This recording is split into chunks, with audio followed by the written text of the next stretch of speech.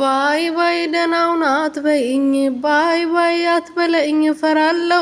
እንግዲህ አብርሃም ከዚህ በኋላ ሄርሜላን ህይወቴ ውስጥ እንዳትገቢ፣ እኔ ይህንን ያደረግኩት ፍቅርን ያመጣሁት አንቺ ለአንቺ ቦታ ምንም እንደሌለኝ እንድታቂ ነው እሷን እዤ የመጣሁት።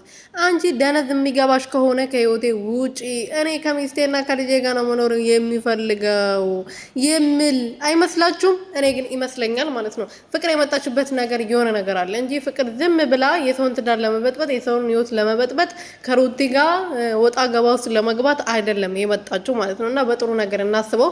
ፍቅርዬ ከዚህ በፊትም ብዙ ነገር አድርጋ ተጣልቶ ነበርና እነሱን ለማስታረቅ ነው በመሀላቸው የገባሁት። እናንተ አንቺ ቀንተሽ ወደ ትዳርሽ እንድትመለሽ ነው እንጂ እኔ ከአብርሃም ጋር ምንም የለኝም በማለት እንግዲህ ከዚህ የዛሬ ዓመት አካባቢ ልክ ሊጋቡ ሲሉ እሷ ነበረች ያስታረቀቻቸው ማለት ነውና እንሷ አስታርቃቸው ተጋብቶ ከዛ በኋላ አብርሃምና ሩቲ ተጣሉ። ከዛ አልተታረቁም። ገባቸው አይደለ? ስለዚህ አሁንም እሷ የመጣችው እነሱን ለማስታረቅ ነው እንጂ ሶስተኛ ሚስት ወይም ደግሞ ሶስተኛ ውሽማ ለመሆን አይደለም የመጣችው ማለት ነው።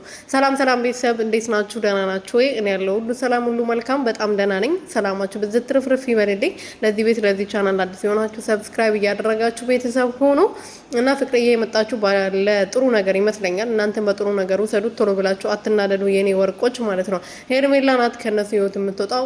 ፍቅርዬ ደግሞ ሩቲና አብርሽን አስታርቃ ከህይወታቸው ትወጣለች።